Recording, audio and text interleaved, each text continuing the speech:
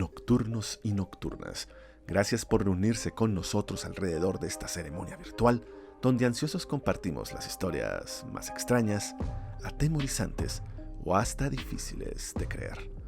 Lejos de las ficciones modernas, de los vampiros fluorescentes, bonitos y delicados, la figura mítica del siniestro y desagradable ser grotesco del vampiro se forjó en diversas culturas del mundo a lo largo de la historia. Cuando pensamos en estos peculiares seres, la idea del chupasangre inmortal se nos viene a la mente de inmediato. Pero ¿qué me dirías si te dijera que esta figura del vampiro no está solo presente en las leyendas y el folclore de cientos de lugares, sino que también existen muchos casos en registros históricos reales? Personajes de la historia cuyos comportamientos alimentaron el miedo de mentes ignorantes y enaltecieron el mito del vampirismo. Si eres incrédulo, acomódate, porque hoy voy a enseñarte la primera parte de vampiros reales en la historia.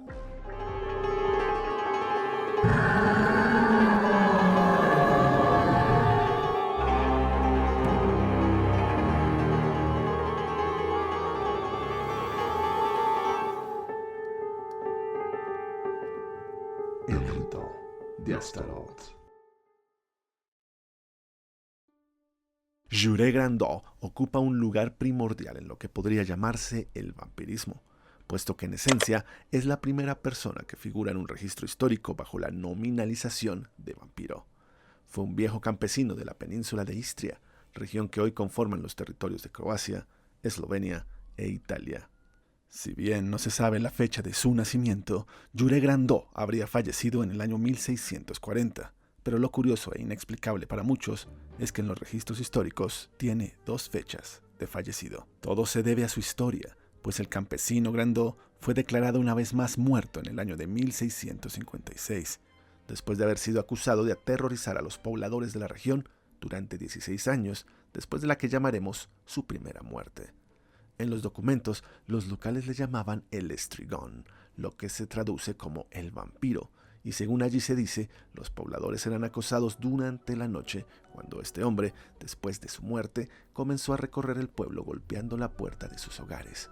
Al día siguiente, un miembro de la familia que había recibido los golpes de Grandó en su puerta amanecía muerto. Los pueblerinos, hartos de la situación, decidieron enfrentar a este hombre, en compañía del sacerdote del lugar. De acuerdo a lo que se menciona en los documentos, luego de profanar la tumba de Grandó, quien tenía la boca llena de sangre, y en el nombre de Dios expulsar al estrigón, numerosas lágrimas brotaron de los ojos del cadáver, el cual se quitó del sepulcro y fue decapitado. El pueblo atestiguó que los golpeteos incesantes en las noches y las muertes repentinas en ciertos hogares pararon, y para finalizar la historia y darle descanso eterno a Juré, se le registró con una nueva fecha de fallecimiento, 1656. Hoy este lugar tiene un gran valor antropológico, histórico, cultural y, por supuesto, turístico. La historia está repleta de terribles asesinos seriales sádicos con personalidades plagadas de psicopatologías que en cualquier otro contexto les convertiría en despiadados criminales. Si bien poco de esto se mencionaba en la antigüedad ya que resultaba más fácil tildarles de vampiros, no tan así fue lo que ocurrió en la Hungría del pleno siglo XVI. La condesa Elizabeth Erzsébet Bathory fue un buen ejemplo de ello. Una megalomaníaca asesina serial que desde lo más alto de la aristocracia húngara se divertía con la tortura, el asesinato y el abuso de los campesinos. La condesa sangrienta, como se le llamó después de haber sido enjuiciada por sus atrocidades, es la mujer con más homicidios de la historia de la humanidad, de la cual se tengan registros. Elizabeth Bathory, obsesionada con la belleza y la idea de la vida eterna, asesinó al menos 80 personas, y aunque no se ha podido corroborar, se estima que en realidad fueron más de 650. De acuerdo a los relatos folclóricos locales, esta delirante mujer se bañaba con la sangre de doncellas vírgenes de la región para mantenerse joven y hermosa, aunque cabe destacar que muchos son los historiadores que discrepan con este postulado. Luego de su juicio, Bathory fue sentenciada a ser emparedada viva, es decir, que se le encerró entre 2 muros que a duras penas tenían un ligero espacio para recibir aire y alimentos que le daban desde afuera. La mujer tenía que permanecer en esa agonía claustrofóbica hasta que le alcanzara la muerte. Imagina no poder volver a sentarte, estirarte, recoger tus piernas o mover la cabeza. El lugar de su encierro fue su propio castillo, para que cuando se retiraba el ladrillo para alcanzarle los alimentos, ella pudiera ver todas las comodidades de su habitación, que ahora ya no le pertenecían. Después de 2 años de agonía tras los muros, la condesa dejó de existir. Queremos aclarar que en algunas historias se habla que la mujer no fue emparedada, sino solo confinada en sus habitaciones, las cuales fueron cerradas con paredes de ladrillos para que nadie pudiera entrar o ella salir, lo que haría de su aguante de 2 años algo más realista.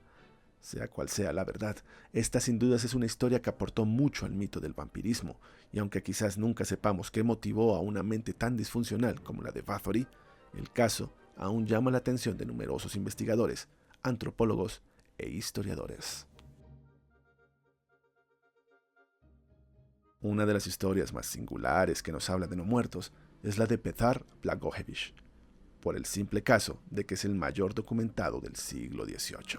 Petar vivía cerca de Kisilova, en Serbia, parte de la antigua Yugoslavia. La época que le tocó vivir no fue sencilla, un mundo complejo donde en el que la muerte rondaba a cualquier persona, en forma de guerra o epidemia mortal. Y, como de costumbre en estos casos, el hombre murió para volver un día después a asesinar gente. La historia comienza cuando, en el transcurso de una semana después de la muerte de Petar Blagojevich, aparecía todos los días un nuevo fallecido en su cama con la garganta abierta o aplastada. Los conciudadanos asustados pedían acciones de las autoridades que no sabían qué hacer, ya que no tenían pistas del asesino, hasta que la mañana después de que apareció la 9ª víctima, un hombre con la garganta maltratada y quien alegaba que pudo ser la 10ª víctima, dijo que reconoció a su atacante y dio el nombre de Petar, quien, como dijimos, había fallecido una semana atrás. La histeria se apoderó del pueblo, que desesperados decidieron pasarse por encima de las autoridades municipales y locales, yendo hasta la tumba del hombre. Dicen los documentos que cuando llegó la turba con palas para profanar la tumba, esta ya estaba abierta y su tierra removida, y que al sacar el ataúd y exhumar el cuerpo de Petar Blagojevich, este fue encontrado incorrupto, fresco, como si estuviera durmiendo y no llevara más de una semana muerto, por lo que para los lugareños ya no se necesitaban más pruebas para entender que Blagojevich era un vampiro. Según relatan los documentos, el cuerpo fue violentado, decapitado, empalado y quemado. Cuando las autoridades superiores llegaron al lugar, aunque sabía quiénes habían participado en los hechos, sintieron tranquilidad de este final y solo pusieron en sus reportes que se le había dado fin al vampiro, y no se tomaron represalias legales. Se puede decir que después de esto, no aparecieron nuevos cadáveres ensangrentados en sus camas con la garganta destrozada. ¿Quién sabe? Tal vez sí acabaron con un monstruo. Como no podía ser de otro modo, Vlad Tepes, el empalador, es una parte más que fundamental en la formulación del mito del vampiro y en la característica figura del chupasangre, especialmente tras la ficcionalización que Bram Stoker hizo de él en el año de 1897 con su Drácula. Por otro lado, si bien ello lo colocó en ese extraño lugar mítico entre la ficción y la realidad, es necesario mencionar que la propia novela de Stoker también despertó un profundo interés científico en la figura histórica del hombre real, Vlad Dracula. Vlad III, más conocido como Vlad Tepes y mejor aún como Vlad el Empalador, fue un príncipe de la región de Valaquia, Rumania, entre los años 1456 y 1462. De un enorme valor histórico y cultural para Rumania, este hombre de guerra fue un estratega como ninguno, además de un desequilibrado y brutal asesino. Si bien se convirtió al catolicismo, Vlad fue un ferviente ortodoxo perteneciente a la llamada Orden del Dragón, que defendió su tierra de la inmensa y sangrienta expansión otomana que luchó por liberar Rumania del poderío alemán, húngaro y turco. Pero su historia fue realmente dura. Vlad se convirtió en una figura muy llamativa debido a su inmensa crueldad, sobre todo al momento de castigar a todo aquel que se opusiera a sus mandatos, o peor aún, le traicionara. El castigo que le dio su nombre consistía en colocar un palo en el recto de sus enemigos, que luego agonizaban a una altura de unos 3,5 metros durante días. Esto resultó en una de las primeras formas de guerra psicológica que se conocen, ya que cuando las líneas enemigas llegaban a los sombríos bosques y montañas de Valaquia, se encontraban con centenares de hombres desnudos y ensangrentados agonizando de esta manera. Claro que eso no fue todo. Durante su apogeo, Tepes se encargó de empalar, incinerar, diseccionar, desmembrar y desangrar a un sinnúmero de enemigos que desperdigó por la región. Estos siempre eran utilizados para provocar el miedo de los invasores, que frente a semejantes paisajes dejaban las montañas tan pronto como podían. Con semejante panorama, la figura de Vlad Tepes no tardó en ocupar un lugar supremo dentro del mito de los vampiros, mencionado en numerosos relatos germánicos como un ser abominable que, entre otras cosas, consumía la sangre de sus enemigos mientras los veía sufrir empalados. Espero les haya gustado este video, la primera parte de estas figuras históricas reales ligadas al mito del vampirismo. Quiero recordarles que toda la semana estaremos hablando de vampiros, tanto en este canal, El Rito de Astaroth, como en la SAG, Sociedad Anónima de Gonorreas. Pero cuéntame acerca de los personajes históricos de los que hablamos hoy. ¿Cómo crees que todos estos extraordinarios aspectos en sus personalidades influyeron en la creación del mito vampírico y sus representaciones ficticias? Déjalo por favor en la casilla de comentarios, me encantaría leerte. Si quieren compartirme algún video extraño que se encuentre en la red o que ustedes hayan grabado, o quieren contarme una historia que les haya pasado o conozcan, pueden mandar ese material a mi correo ungalifardomás@gmail.com. Si les gustó el video, espero su like, que se suscriban y si ya lo hicieron, por favor compartan. Nos ayudaría muchísimo. Y espero que esta noche descansen en paz. El Rito de Astaroth.